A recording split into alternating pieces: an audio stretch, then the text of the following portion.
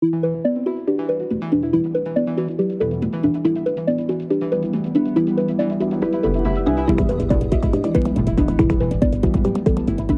Besa Luci, and welcome to K2.0's podcast, Other Talking Points.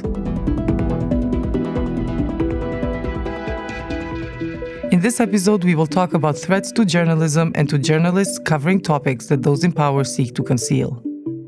In his recently published book, A Death in Malta, Paul Caruana Galizia says, "Two worlds, corruption and writing about it, collided."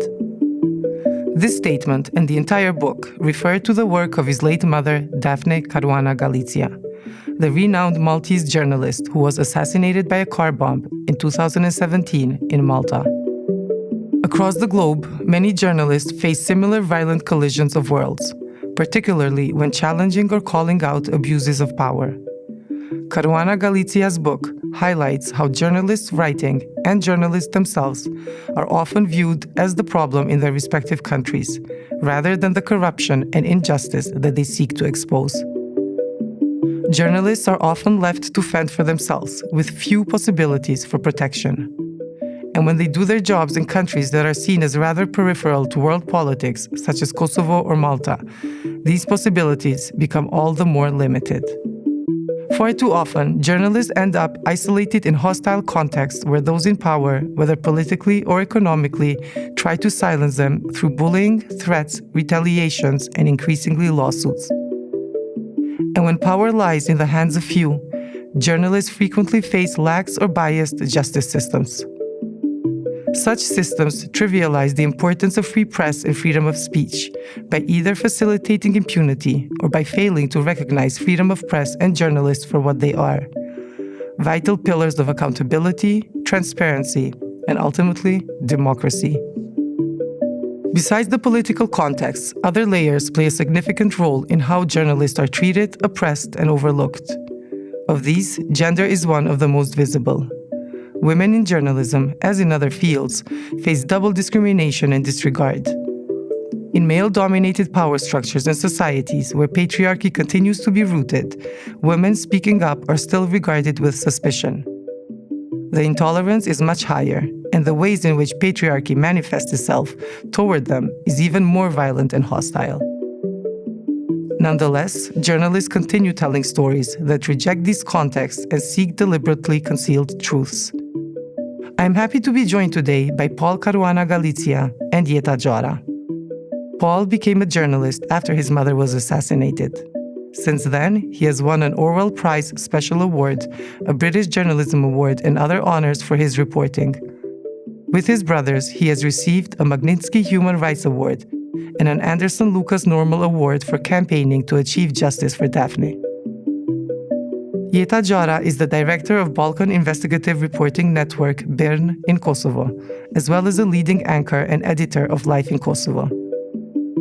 Jeta has written for The Economist, Sunday Telegraph, and Jane's Intelligence Review. While living in the UK, she worked for the Foreign News Planning Desk at the BBC World Service, at the Institute for War and Peace Reporting, and in 2005 she became one of the founders of BIRN. In 2012, the Southeast European Media Organization SIMO named Jeta Xharra as winner of the 2012 Dr. Erhard Busek SIMO Award for Better Understanding in Southeast Europe. Paul, thank you so much for being on the show. I'm really looking forward to this conversation with you today. Thank you so much for having me. Jeta, thank you also for being here and also being here physically in Pristina and partaking in this conversation with Paul and myself. It's a pleasure to be your guest, Besa, and be here with Paul. Definitely. So I would like to immediately jump into the conversation. And Paul, I would like to begin with you. You got into journalism following the assassination of your mother. And I suppose that you must have seen journalism as a powerful tool of also continuing your mother's work, but also to carry the search for justice for Daphne. So if you can speak a bit more about that and how it affected and impacted your relationship to journalism. Sure. So my mother was killed when I was 28, and I had spent most of my 20s working in finance and academia. But after the assassination, my two older brothers and I stopped working and focused completely on campaigning for justice for our mother. One of the things we did is begin speaking to a whole group of investigative journalists from different publications across Europe and the US. In the end, that turned out to be one of the most effective parts of our campaign, because we passed on my mother's material to them. They carried on her work and made some really crucial discoveries that had a really direct bearing on the murder itself. And not to say anything about all the corruption they uncovered in Malta. When the time came for me to return to work, I never felt comfortable going back into a really corporate environment, or at least one that's unrelated to all the work my brothers and I had been doing.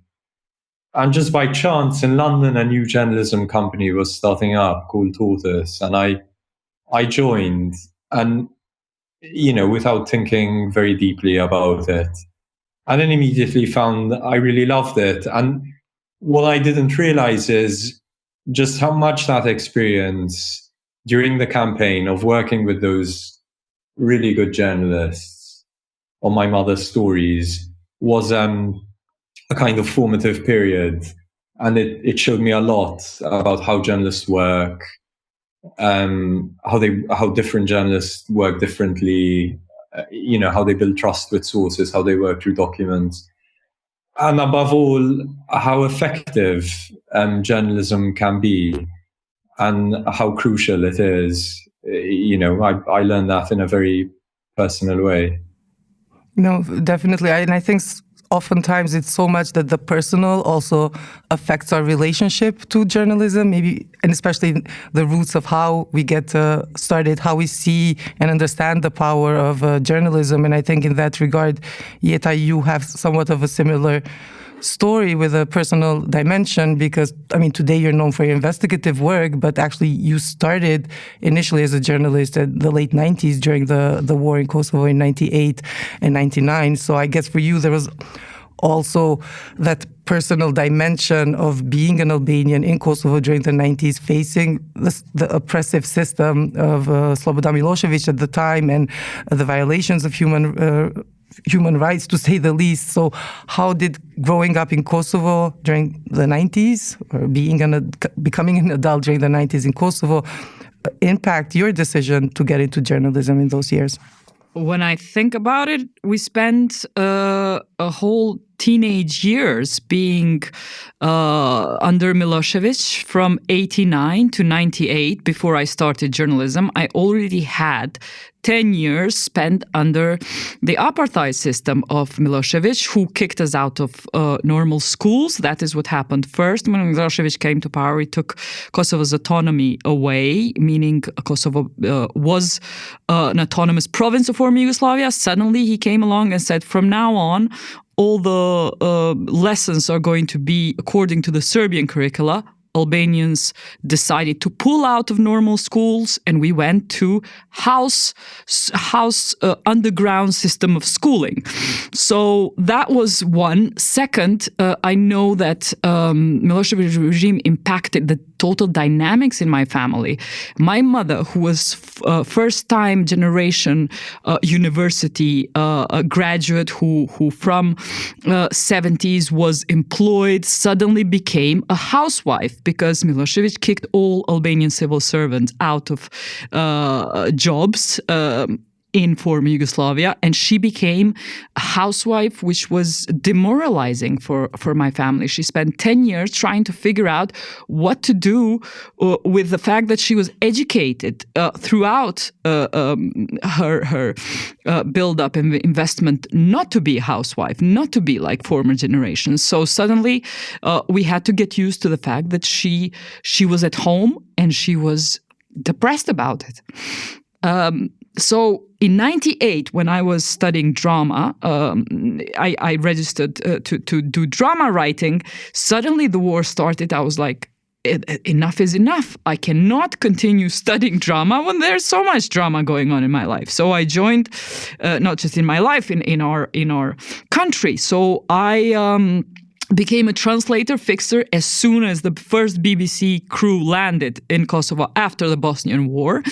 And they gave me a rough first lesson. I was 19 and they said, look, trouble is coming for Kosovo. You're going to get, situation here is going to get worse before it gets better, meaning lots of people are going to get killed. But the best lesson we can give you, if that has to happen, it better happen on camera, because if it doesn't happen on camera, nobody's gonna come and help you. You are doomed to face the Serbian army, who had by that time started a war in Slovenia, Croatia, Bosnia. Kosovo was the last. These guys are trained paramilitaries who know how to ethnically cleanse. Your country is next. So what will happen is you will see some terrible things if you come along with us, terrible things happening to your people. And it's true. My first genre of journalism was seeing dead bodies, burned homes, refugees. I mean, just imagine going, not even a journalism school, but from drama and Shakespeare, studying antique Aristotle and all the Greek modern plays, to straight to having to cover the war. It was shocking, traumatic, but then when I'm talking to Paul, I just feel like a mirror. Like, you never know how can a tragedy impact who you become. Never underestimate a trauma, I would say. You can, I am kind of, let's say, a result of benefit everything I do today, whether I'm too aggressive or successful. The answer to that, or I say thanks to that apartheid and injustice experience that Milosevic made us go through, we wouldn't be who we are today, and we wouldn't be as resilient as we are today. And I'm sorry to have to translate that to what Paul experienced, that he became who he is. And I told him even before we started that he became an inspiring figure for me and my daughter to listen to today, because we listened to him after in his interviews explaining of how his mother's death influenced him, his mother's murder. We listened to him at home. And he inspires what can happen. What can happen after a very tragic, bad thing happens. Yeah.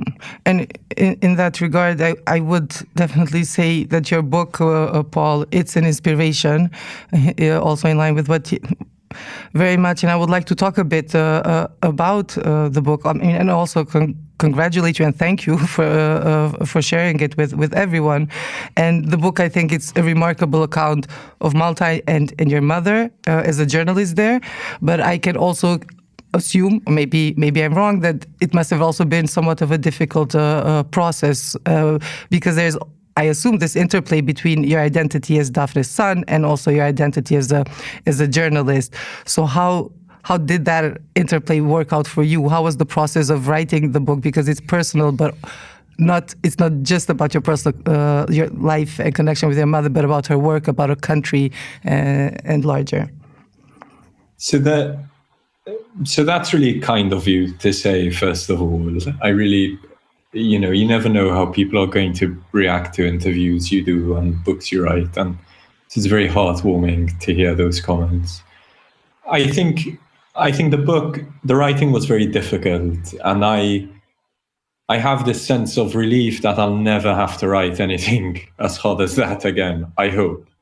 But it was difficult in a way that I didn't expect. So I always thought writing about the murder would be very hard for the obvious reasons. I would have to interview my eldest brother, Matthew, about the murder itself. He was the first person to arrive at the bomb site and saw the car on fire and tried to rescue her from it, and saw my mother's remains.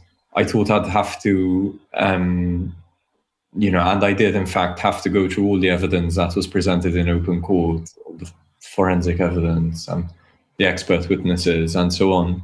It's very graphic, very ugly, and speak to a lot of a lot of people involved in the corruption reporting as well, which is also difficult and ugly. But in fact, the much harder part of the job turned out to be tracing my mother's way into journalism, which I knew nothing about. And I start the book by saying something to the effect of, I don't even know how she got into journalism and how she developed this kind of drive. And for me personally, as her son, it was a strange feeling because I realized, my mother is this figure and she's known as this journalist and so on. But I'm her son and I don't even know where that all came from. And it took me a long time to accept that I would have to report on my mother as though I'd have to report on a politician or whoever else, as though I'm writing a magazine profile or something. And it was very interesting to hear Jeta speak about schooling in those early years, because my mother was born in 1964, 2 weeks before Malta became independent from Britain. And for the rest of the 1960s, it looked like it would fulfill these promises it made itself about being a successful, independent new nation. Only in 1971, the country elected a very socialist government. So the economy closed off and society closed off. So my mother would always tell us there was only one type of chocolate available. It was made in the country, one type of toothpaste, one type of shoe.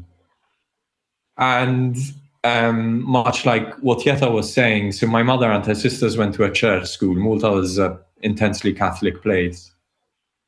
But at a point, the government began shutting down the church schools and lessons moved underground. So my maternal grandparents, my mother's parents, began organizing secret lessons in their house. And it was out of this that my mother's, I'd say, way into journalism really started. That when she was 19, so after she had left school, but her two younger sisters were still at school or still going to underground lessons, that my mother came upon a protest against this policy. And it was at that protest that she was attacked by a police officer and later wrongfully charged with assaulting that police officer herself. And she was held in a cell overnight. She wasn't given access to her parents, to a lawyer. And if you can pin her view, her kind of campaigning style of journalism down to a moment, it would be that. It would be that experience of what a state can do if it just doesn't like your views, your behavior. It will attack you physically in this case. It will hold you overnight, and then it will charge you. She was acquitted eventually, but it was a lot for a 19-year-old to go through. And then, she always loved reading. She loved journalism. And again, that was because of what the country was like in the 1970s. Although it was completely closed off, there was no variety in clothing and food and shops. Foreign magazines could come through. And because we were a colony and most people spoke English, or a lot of people spoke English, they had access to UK publications, UK news, and so on. And of course, the UK presented the opposite image of Malta. In the 80s, it was this, like the Big Bang, capitalism, the turn west, Thatcher, Reagan. And my mother began asking herself, why? Why are they like that and we're like this? And that love of reading and interest in the West kind of gave way to a love of writing. And she began seeing writing as a way to generate change. And for me personally, uncovering that history of my mother's way into journalism, it was very interesting. It was the sense you have when you're doing a normal report, that you're piecing together a puzzle and you're finally understanding the picture. And it also made sense of my own life, the way we were brought up and what we went through and so on. To connect with Paul, I do think that there are particularly those moments when there's also bigger systems changing or transitioning, political, economic, and social systems, that they do produce a lot of change within a society, but also expectations of the state, and where I think journalists then have a particular role maybe to play. So I would like to connect yet what happens actually in Kosovo after 99 in the 2000s with the whole so-called state building process beginning. You know, there's finally this moment here where we think that, okay, now democracy is going to prevail. But I think there's also to some extent a certain degree of naivety, even after 2008 when Kosovo declared independence, that you just need like the name to be acknowledged, the country to be recognized, for democracy to function. And then very quickly people's optimism was shattered. I think this was particularly true maybe after 2008, because people saw that actually just by becoming an independent country doesn't mean that all the problems will be solved in the state. There's a lot of work to be done. And then at the same time, you have a lot of political clashes between different political groups in terms of maintaining power, and it produces a lot, I think, for us as journalists, because on one hand, we have to write the stories of those changes happening around us and what it means for our society, but at the same time, we have to make sure that we're keeping power to account. And I think it's here specifically where you have been for 20 years or more, very, very active and very, very vocal. Your focus has really been on exposing places of process of corruption, of nepotism, of just bad governance, and you really become known for this in Kosovo and in the wider region. So, just how difficult it has also been to be so critical, especially at these kind of moments of so-called optimism and of these moments of political change when people don't want to also be that critical of themselves. People are like, okay, now we have our country, we have to all work to build the free, independent Kosovo. But then criticizing that it's not going in the right direction is not something that maybe a lot of people want to hear or provide the space. What has been your experience in that regard? So to continue where we left the story, after 2 years of reporting on all the human rights violations that were taking place against Kosovo Albanians, Kosovo became an exceptional example of a rare moment in the history of conflicts where an alliance like NATO bombed Serbia to stop killing people living in its territory. We need to note that, and we became exceptional, and I think that was because of the power of media. Basically, by sending pictures of Kosovo massacres to the leaders which had a bad conscience at that time, it was Tony Blair and Bill Clinton in the U.S. who said, we're not going to have another Rwanda, we're not going to have another Srebrenica during our reign, so we're going to stop a huge massacre from happening. So we were exceptional in that 1 million people from Kosovo, half of the population became refugees or IDPs, internationally displaced people, and 1 million came back. 3 months of bombing. And we need to note this moment because of what's going on in Gaza, because of what's going on in Ukraine, to just understand how exceptional Kosovo was, that an intervention came in, a military intervention to stop people being killed. From that, I think we became spoiled a little bit in that sense that we thought we deserve our continuation of life, which I think is just we need to be aware that we were meant to not exist, and because of that we were meant to be ethnically cleansed as Kosovo Albanians.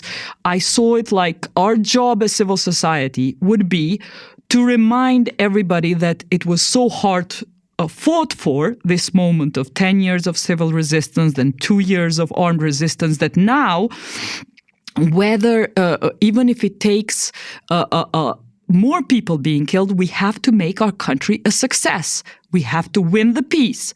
We got the internationals to help us win the war, a NATO alliance fighting our big enemy Milosevic, but we can't get our own people to steal the country away from us, to steal the future.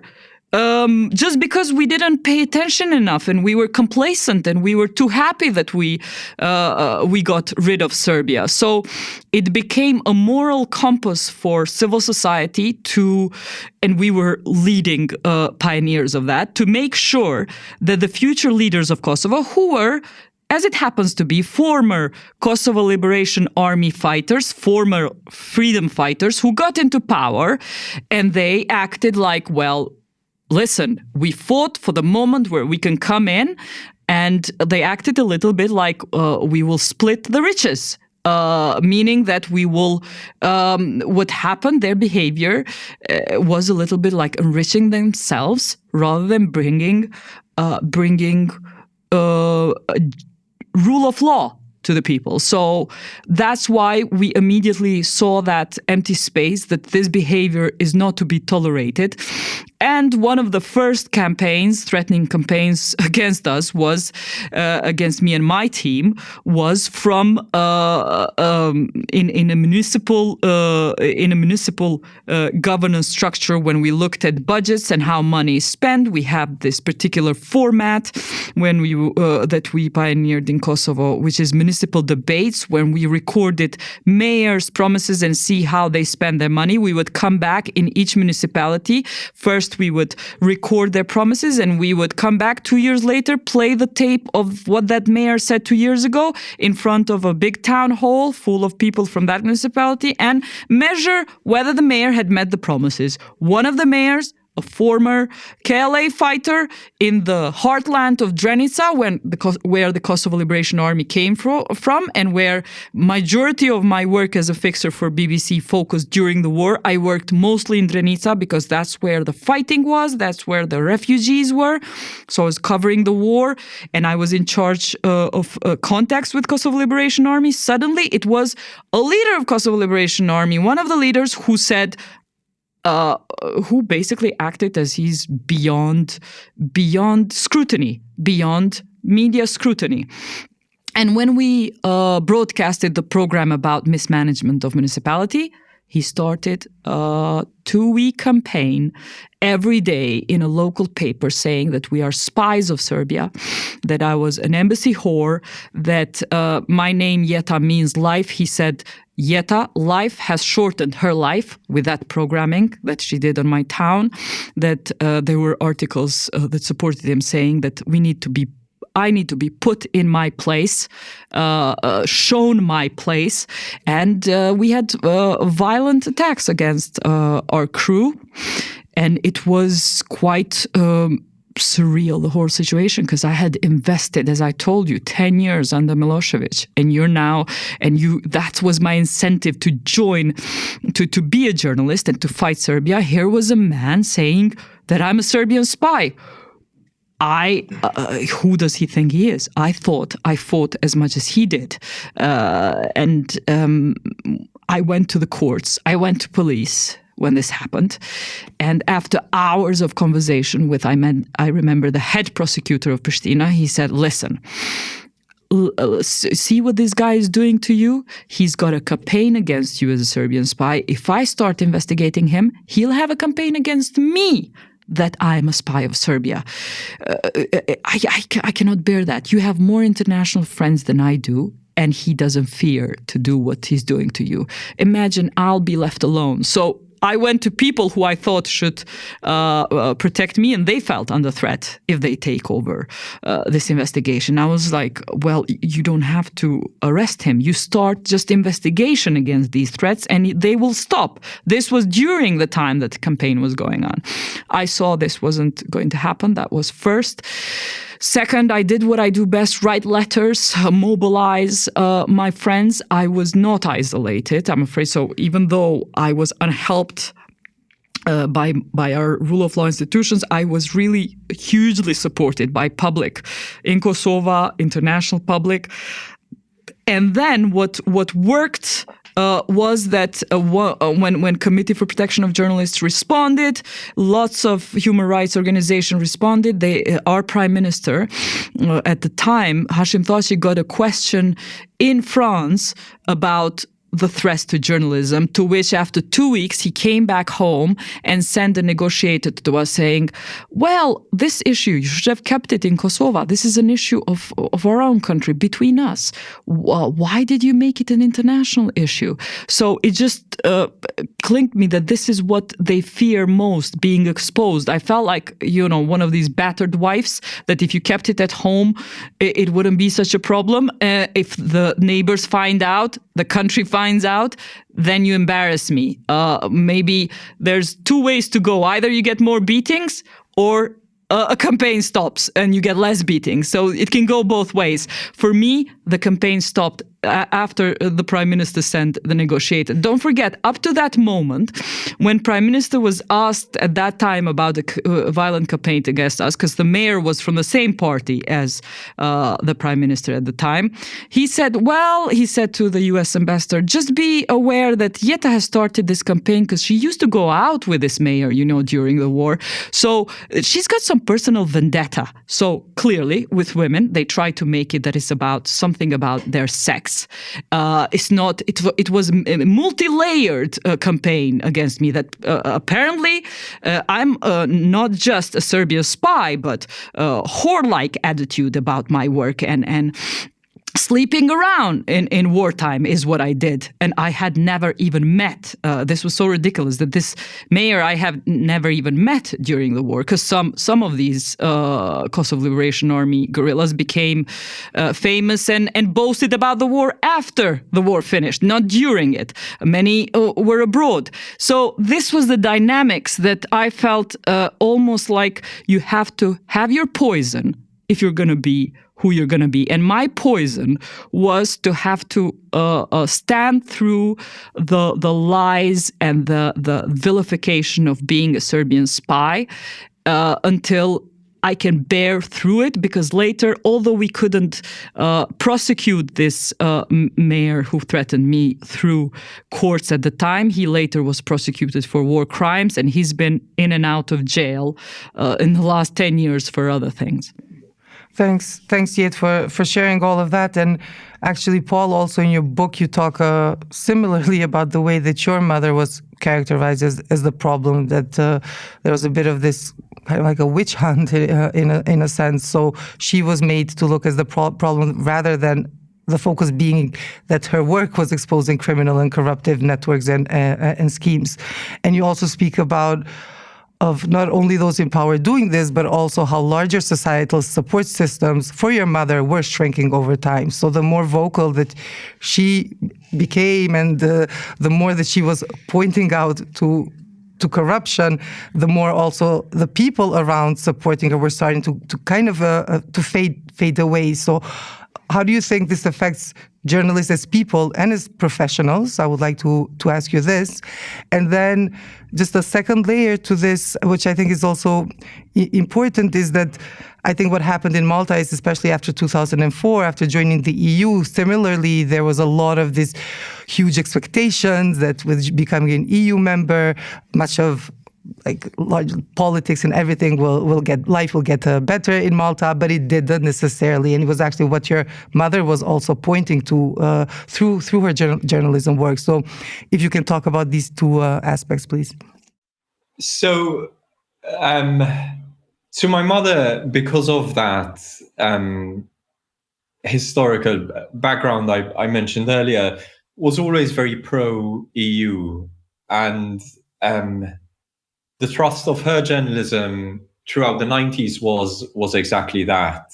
So in the late 80s, we had a very crucial election where we finally voted out that socialist government and began this accession program to the European Union. And things were looking really positive. There was an interruption in the mid-late 90s where our accession program was put on freeze by that same Labour Party of the 70s. And at that point, my mother's writing really became much more caustic and acerbic. She said, we need to learn that we have to get on this path, a pro-West, open democratic path. Anyway, eventually we did return to it by 98. And I was about 10 years old at the time. And I remember that period, especially later in the early 2000s, how much richer the country was becoming, and literally more colorful, because, tariffs were coming down, import quotas were being removed, people could travel more easily, and so on. And in all that excitement and optimism, no one really noticed that our governance and our institutions of state never properly changed. Actually, never properly changed since 64, since we decolonized. So we remained with a very powerful executive, the Prime Minister's office, and very weak checks on that executive. Parliament is very weak. The judiciary was very weak because the Prime Ministers had power to make appointments to the judiciary. The police force was under direct, unmediated control by the Prime Minister. And so there were these real vulnerabilities. And they didn't matter until we got the wrong Prime Minister much later in 2013. And, those issues around having a very powerful executive suddenly became very apparent. And my mother began pointing them out quite early on, starting really even before this, Joseph Muscat was elected in 2013. And then, of course, when he began using those executive powers to start privatizing bits of our state and awarding contracts to his friends in exchange for kickbacks to his officials, my mother again was reporting quite very frequently, very directly on those issues. But at the same time, the economy was still growing very fast, and the kind of most public opinion, I'd say, was, okay, maybe they're corrupt, but the economy is growing really fast. We're becoming richer. The average income level is growing really fast. So, is it really worth the upset? And so my mother became a kind of a problem herself, as you mentioned. It wasn't, the corruption wasn't the problem. It was exposing it. It was exposing it to the wider world. And even, it should be said, to ourselves. And, one thing people say about journalism is that it should be a mirror that you hold up to society.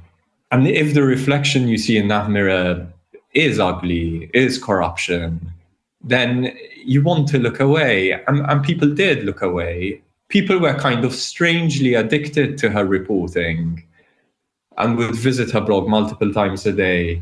But they would feel uncomfortable about it because it presented them with this really ugly picture of themselves and their country. And suddenly that turned into something else. I mean, there was a lot of government propaganda. So you said it turned into a witch hunt, and it was almost literally a witch hunt, because the government, post-2013 government, and for many years before that, the Labour Party would call her a witch and would depict her as a witch. In cartoons, on television programs, across its broadcast media. And then once in power, it really did become a witch hunt, in the sense she was hounded. There was propaganda against her every day. She felt uncomfortable leaving the house. The less often she left the house, the more they'd call her a witch, always alone in her house. And we lived in the countryside, so that added to the kind of drama of it. And eventually she was completely ostracized, because they managed to create a situation in which people felt scared to even meet her and be seen with her, for fear of ending up in the news themselves, or for fear of losing favor with the government. And so by the time of her death, life was really impossible. She only really left the house to go to court hearings in the libel suits that were filed against her. So 47 at the time of her death. And she was in touch with very few people, a really small, close group of friends. And that was the idea, right? If you can't if you can't shut them up through libel suits, I mean, they certainly tried, through intimidation and so on, you have to kind of isolate them and ostracize them completely. But with my mother, one of the effects that had is, look, if they're writing, in the end is the only thing I can do in this situation. And so she wrote even more. That's the sort of irony of that effect. And became an actually incredibly productive journalist as a result. And yes, Jeta, I think you want to connect. I'm just so curious, Paul, what was the conversation she had with you at that time? Because I didn't have kids at the time when the worst campaign against me happened, and I am so thankful for that, because I wouldn't be able to hide it. And in the meantime, since I known that I'm going to be in this conversation with you, I've been dying to hear from you. What sort of conversation did she have with you at the time she was most threatened? How did that impact you, and what she was saying to you about your own careers? It's a good question. I should start by saying there was always that kind of campaigning going on against her. So, in the 90s, we'd get people calling up the house before most people had mobiles. They call up the house and we'd answer, to the home phone. And you'd hear someone at the other end of the phone saying, tell that whore you call her mother to stop writing this and that. And we get really crazy letters in the post. And there were arson attacks on the house. I think what really changed it is the internet. So, early 2000s, and Maltese people love social media, especially Facebook. And the internet kind of industrialized it. Because, you no longer needed to go to the post office and send a letter or come to our house and try burn it down. You could just write blog posts, you could write comments. And of course, it was all public. And so my mother could no longer hide it from us. When we were growing up, the first arson attack she described as an accident. She said, I dropped a lit candle against the wooden front door. Once one of our dogs had been killed, her throat had been slit, and we found her on the doorstep when we came home from school. And my mother said, don't worry, she the dog, probably just ate snail poison. And she would keep doing that when we were children before we could really clock it. With the internet, it became impossible to ignore. By that point, we were all teenagers anyway, so we kind of knew what was happening. And I don't think there was a moment where she ever sat us down and said, look, I'm a journalist and I do this kind of reporting. It was kind of a sense we developed that the country never quite developed an acceptance of that journalism. And our mother is a journalist and she just does that kind of work. In a weird way, we never questioned it because we were always with her growing up. She was always a journalist. So we just took it, we took it as a given. But then later, when things became more difficult, by this point, we had all moved away, my brothers and I, to study. And then we just remained outside of the country for work, which is a very normal thing. The UK was part of the EU at the time, which is where I moved and continue living. And I began looking at Malta from the outside, and that's when I realized this is really, really bad. And that's when I really began developing a sense that it's kind of unsustainable, and that this idea I had that my mother's just my mother and Malta's just Malta, and there always clash and there'll always be ugliness. It was only later that I realized it can't go on like this. And then I would talk to her about it directly and say, look, I think things are getting really ugly. Why don't you come to London and spend some time here? And my brothers would do the same, and they would try to draw her out of the country. And it was only then we started talking about it. And it was difficult because she didn't want to stop being a journalist. We didn't want her to stop being a journalist because it was her. It was so much a part of her. We thought if she stopped doing that kind of writing, it's like we don't have her anymore. She's just a different person, and we don't want that. But at the same time, the costs started becoming very obvious. The isolation I mentioned earlier, physically, she started putting on weight, and she was just lonely and tired and worn down. And then, I don't know, she began traveling more, which was the kind of release from it. And then, of course, in 2017, my two elder brothers had moved back to Malta, and that, I think, really helped.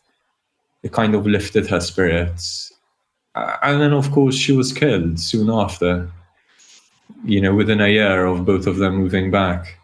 Actually, just for the end, I wanted to talk about the types of mechanisms that exist for protection, and also in terms of when needed, also for justice for journalists, and how easy or difficult it is. Because I think we can say that in countries like in Malta and in Kosovo, we don't have enough systems in place to truly provide the type of not just legal but also physical protection to journalists. And I think, unfortunately, what happened also with your mother, Paul, shows that she did not have the type of protection that she needed.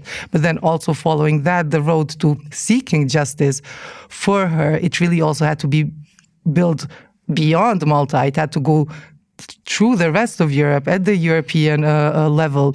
So even at that level, just how strong are these mechanisms? How, will journalists, will their experiences actually be recognized? If you could speak a bit about that, and then Jeta, also you for the end to connect in that point. Yes. So when Jeta was talking about this mayor, I thought this is exactly it. There is no greater no better way of protecting journalists than actually acting on their work. So the situation that developed in Malta is such that because there was complete institutional collapse because corruption was so endemic, my mother wasn't simply a vital check, a kind of default pillar. She was the only pillar left. She was the only person who was uncovering corruption. But of course, she's not a prosecutor. She can only report corruption. And then we have this absurd situation of reports of extremely serious political corruption in the public domain, yet nothing happening about it.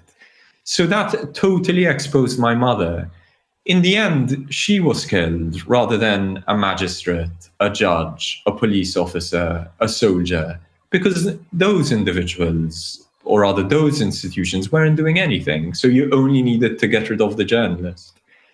And so my brothers and I have always maintained throughout our campaign that, again, the best way of supporting and protecting investigative journalism is by acting on the allegations they report. When it comes to mechanisms outside the country, it's a funny thing to say, but in a way we were lucky. We were lucky that we're three brothers, all close in age. We kind of knew our way around, and that we were from Malta, where people wrongly assumed things like this don't happen, that it's a kind of sunny holiday destination. I remember speaking to one MEP who told us, I was really shocked. I thought these things only happen in Russia. And I thought it's kind of an awful thing to say, that the expectation is journalists in Russia just get killed and journalists in Malta don't.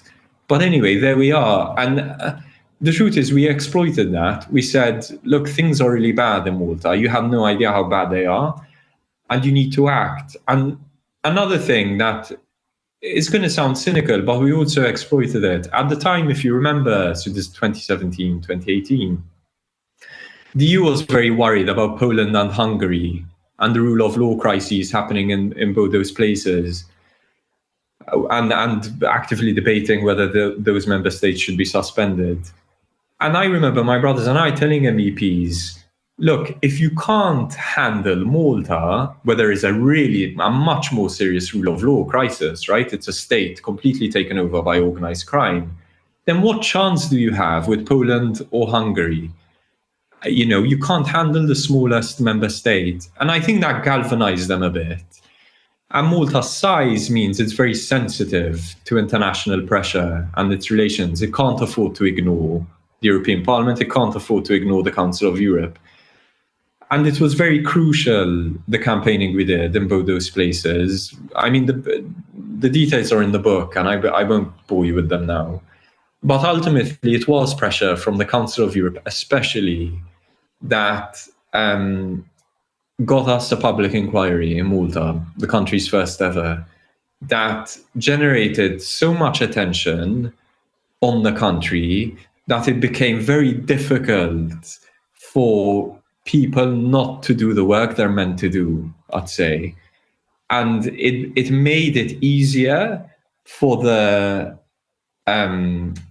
small number of non-corrupt police officers, non-corrupt members of the judiciary. It became easier for them to do their work. They felt they had some kind of international cover.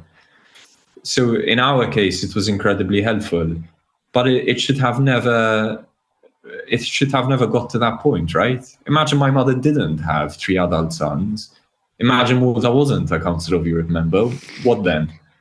Not only that, I can't help feeling guilt and shame that, in general, that your mother went through all these threatening campaigns prior, 5 years, you say, prior to her murder, and they didn't become an internationally known threats. And I feel like I've had a mirror of opposite. If I didn't have international public opinion be so vocal about threats against me, I just had an instinct hearing you talk now that I would have ended up like her, because the expectation would have been, if nobody bothers now, let's make it harder on her. Instead, because Kosovo was such a babysitted international country, it was intolerable even to that level, the way they were threatening me. While your mother had libel campaigns, phone threats, dog killed, and it was all happening in EU country, and she was not internationally famous for this. So nobody wrote about her. That's why I feel a bit of a shame and guilt. Like, I didn't know about threats against her until she died. And by the time she died, she had a numerous things happening to her. So that's, I guess, a lesson learned, that we feel, as journalists, we don't write enough about our own kind. It's almost a bit of an embarrassment and modesty that we take it for granted that a journalist must have a dog killed as a threat, regular internet threats in an EU country. Imagine in Russia, that's expected, and we would hear more about it if this was going on to a journalist in Russia. In Malta, we didn't take that seriously.